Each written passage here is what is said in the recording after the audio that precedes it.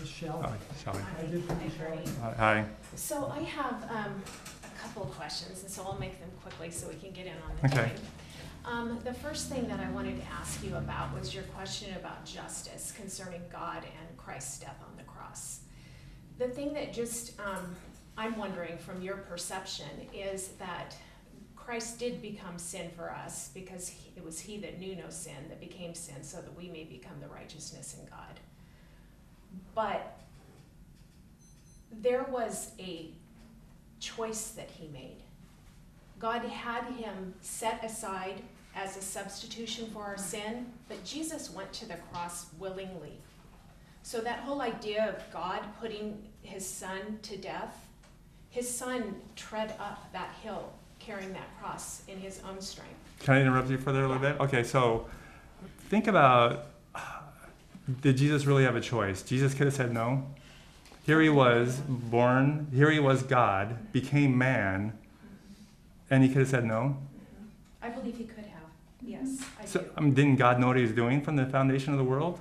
Oh, I believe I God mean- did know what he was doing, and I also believe God from the foundation of the world in the Garden of Eden saw man as a perfect being in perfect communion with him. I know, but I mean, But he had free will as well. So but to Jesus- say that he came from heaven, born of the virgin, and became a man and decided, oh, I'm not going to go through with this.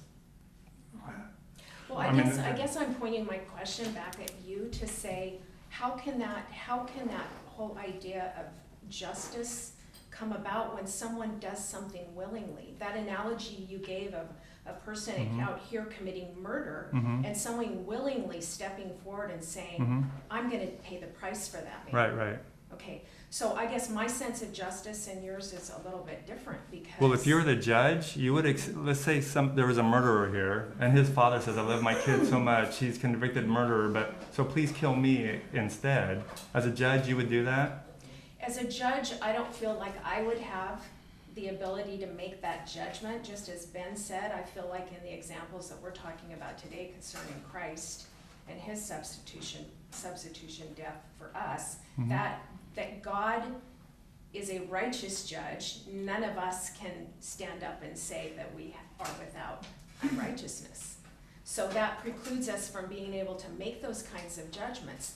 But I will say this, if what I don't feel I also would have the right to do is to say to that person that is saying, I'm willing to lay my life down for this other person, no matter what the circumstance is, I don't think I would have the judgment to be able to say, you can't or cannot do that. That's that person's own free will. But I thought you said as a judge, you wouldn't accept As a judge, that. that's what I'm saying, as a judge, I would not have the right to make that judgment. Well, you But know, you have, outside no, the you do have context- but you do have the right. That's your responsibility to make a judgment, a penalty.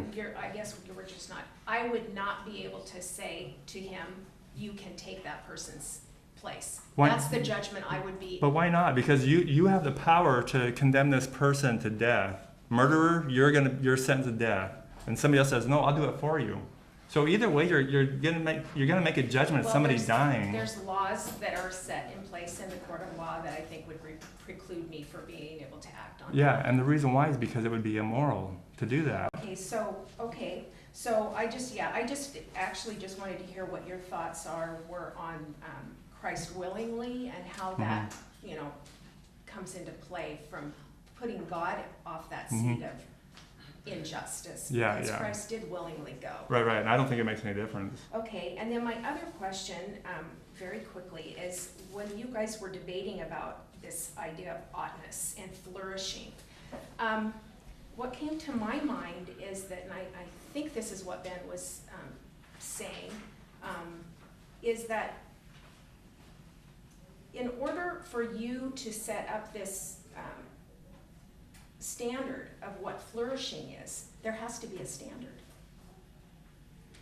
right? Well, okay.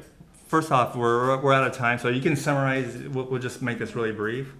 I'm not saying it's a standard. I'm saying more it's a definition. Morality is about flourishing. That's by definition. But if I say I'm going to flourish, I have to have a standard by means of what that would look like. Yeah, but you know what you know what flourishing means, don't you? Flourishing, know what it's just flourishing the means. word. It just means you're doing the best you can, and that's the goal. Okay, It's so not a what- technical. It's not a but- technical word. It's not a hard word to grasp. No, flourishing's not, but I'm Right. saying there has to be a standard within each person of what flourishing means. Because what you might think is flourishing and what I might think is flourishing might be two separate things. But that's a good discussion. And if we both agree that it's about flourishing, then we get together and we hash it out. What's But the where best do you- thing? Okay, so where does your standard for flourishing come from?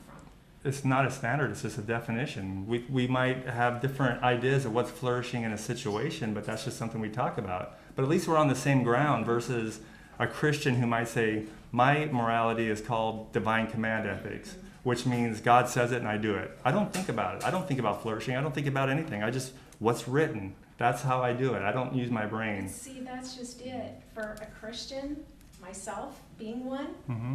I think of all kinds of things in God's word that tells me what I ought to do. But there's times where I choose not to do that. And it's not because God doesn't have this set of standards for me that would equate to flourishing. It's because I have free will. I believe everything that God has in his word that is an ought would fit into your definition of flourishing. It's because he desires for us to flourish.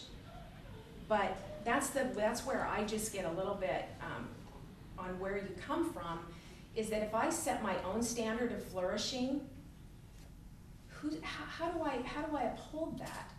Okay, well, we're out of time. We're at 6 minutes now, so maybe we'll have a chance to talk more afterwards. Be great. Okay, thanks. Or somebody else can follow up on your thoughts too.